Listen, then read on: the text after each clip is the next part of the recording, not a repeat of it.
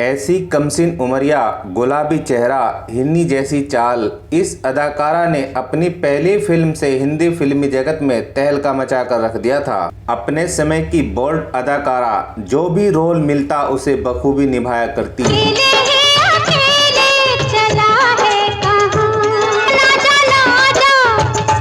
जी हाँ दोस्तों, हम बात कर रहे हैं सायरा बानो की। क्या आप लोग जानते हो, इस अदाकारा के माता पिता दोनों ही फिल्मी जगत का जाना माना नाम थे। आपको यकीन नहीं होगा, इस अदाकारा ने शादी के बाद अपना फिल्मी करियर शुरू किया था। लेकिन आपको यह जानकर हैरानी होगी, इस अदाकारा ने जिस एक्टर को प्यार किया वह उनकी किस्मत में नहीं था।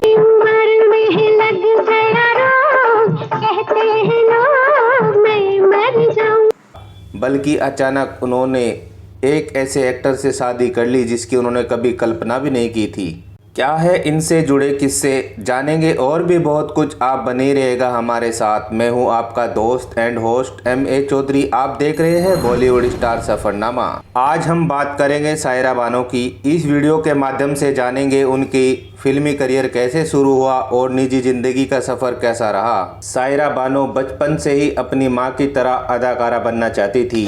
उनका जन्म 23 अगस्त 1944 को हुआ था। इनकी मां नसीम बानो 30 और 40 दशक की जानी मानी अदाकारा रही है। इनके पिता एहसान उल हक फिल्म प्रोड्यूसर थे। जब सायरा बानो बहुत छोटी थी तभी इनके माता पिता का तलाक हो गया था। इसी कारण से सायरा बानो का बचपन लंदन में गुजरा और वहां से आने के बाद सन 1961 में फिल्मी जगत में कदम रखा। फिल्म का नाम था जंगली। इस फिल्म में इनके हीरो थे शम्मी कपूर और पहली फिल्म से हिट हो गई थी सायरा बानो। इस फिल्म के लिए इन्हें फिल्म फेयर अवार्ड से भी नवाजा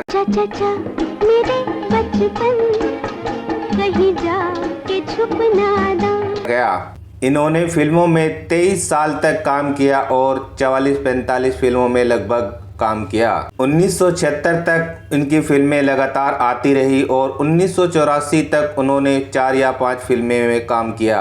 उनकी प्रमुख फिल्में हैं आई मिलन की बेला, अप्रैल फूल, बनाया तो उनको गुस्सा आया, सागिर्द, दीवाना, मुझको लोग कहें मैं समझूं जग है, अमन, पड़ोस से देखा है उसको हम शमा जलाना भूल गए, झुक गया आसमां, गोपी, पूरब और पश्चिम, ज्वार भाटा, पॉकेट मार, बैराग।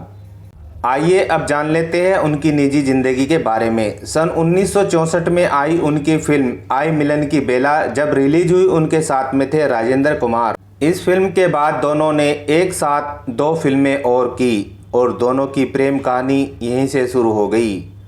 जबकि राजेंद्र कुमार पहले से ही शादीशुदा थे और 3 बच्चों के पिता भी थे।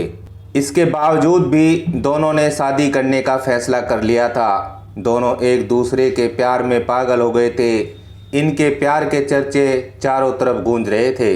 राजेंद्र कुमार और सायरा बानो की उम्र में काफ़ी फर्क भी था। राजेंद्र कुमार ने अपना बसा बसाया घर खराब करने का मन बना लिया था और सायरा बानो भी जिद पर अड़ गई थी कि मैं शादी करूंगी तो सिर्फ राजेंद्र कुमार जी से ही। लेकिन सायरा बानो की मां इस रिश्ते के खिलाफ थी। फिल्मी इंडस्ट्री के लोगों पर दबाव बनाया कि राजेंद्र कुमार को समझाए। जब राजेंद्र कुमार पर फिल्म इंडस्ट्री के कुछ लोगों ने दबाव बनाया और उन्हें आलोचनाओं का सामना करना पड़ा तो वे पीछे हट गए थे।